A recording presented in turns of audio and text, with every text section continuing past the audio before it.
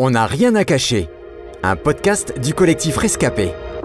Bonjour Brice. Bonjour. Alors tout d'abord, merci de prendre le temps de répondre à nos questions dans le cadre de notre podcast « On n'a rien à cacher ». Si tu es notre invité aujourd'hui, c'est parce que nous aimerions parler avec toi de la foi, mais aussi du doute. Et oui, le doute, c'est un thème qui nous concerne tous. Alors pour commencer, Brice, il paraît que tu as grandi dans une famille chrétienne, dans laquelle la foi est omniprésente. Est-ce que selon toi, la foi est finalement héréditaire? Alors c'est une très bonne question. Moi personnellement, je pense que la foi, c'est vraiment un mix. Mais je connais des personnes qui ont jamais grandi dans la foi et puis qui ont grandi très très rapidement en fait une fois que Jésus les a touchés.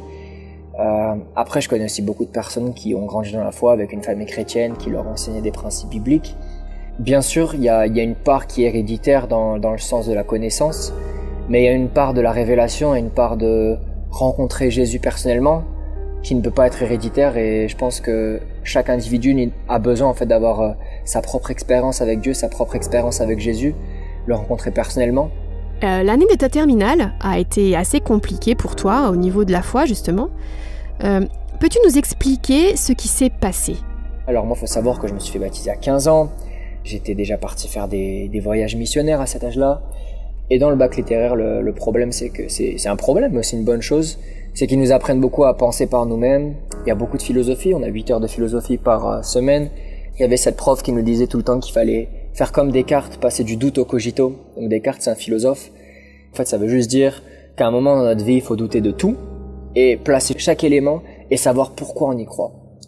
Et moi, en fait, dans cette année de terminale, j'ai totalement remis en question l'existence de Dieu. Et puis, le plus je doutais, le plus je me disais, mais en fait, Brice, est-ce que vraiment t'es converti? Est-ce que vraiment t'y crois? Ou est-ce que ça a été toujours tes parents qui t'ont obligé? Est-ce que si j'avais pas été né dans cette famille, est-ce que je serais converti? C'était ça la question que je me posais. J'arrivais plus à y croire. Le fait de trop penser, le fait de trop douter, le fait de trop réfléchir, en fait, c'est comme si j'avais créé une barrière entre moi et Dieu. Et cette année de terminale a été horrible pour moi dans le sens où je me suis vraiment éloigné de Dieu parce que il y a eu un moment, à force de douter, j'y croyais plus. Et j'en suis venu à être hypocrite et à mener une double vie. Parce que, à la fois, je croyais plus à tout ça, mais à la fois, je continuais toujours d'aller à l'église et de faire semblant de prier devant mes parents juste pour leur plaire. Brice, est-ce que tu crois que le doute a été utile, finalement, dans ton histoire? Je pense que si j'avais pas douté, si j'avais pas à un moment pris la décision de moi-même faire le choix de savoir qu'est-ce que je voulais croire, en fait, ça voudrait juste être un signe que je suis idiot, en fait. Je pense qu'à un moment, si on veut aussi être cohérent, c'est important de savoir qu'est-ce qu'on croit, pourquoi on croit les choses, et de pas être des moutons.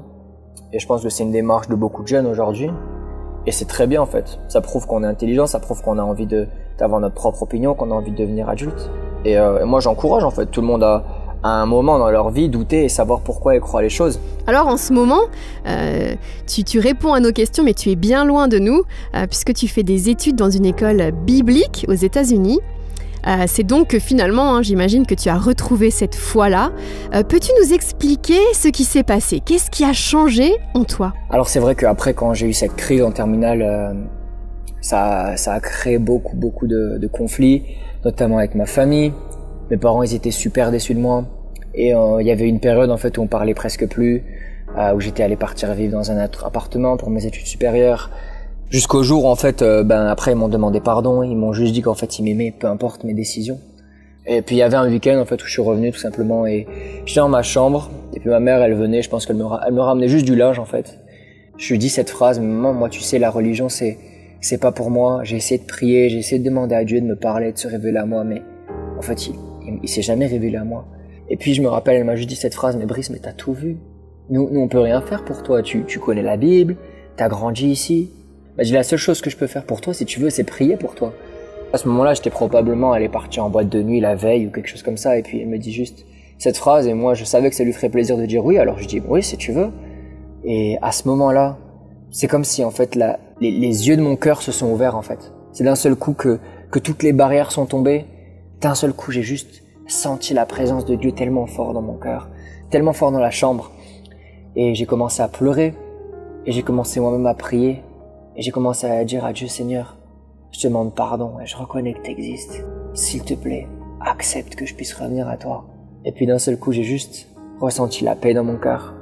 J'ai juste ressenti qu'il me pardonnait, juste ressenti que je pouvais avoir un nouveau départ. Alors dis-nous, pourquoi tu as choisi de faire une formation théologique? Parce que je pense que c'est important c'est sûr d'aimer Jésus et puis de lire sa Bible tout seul et puis d'avoir sa foi, etc., sa relation.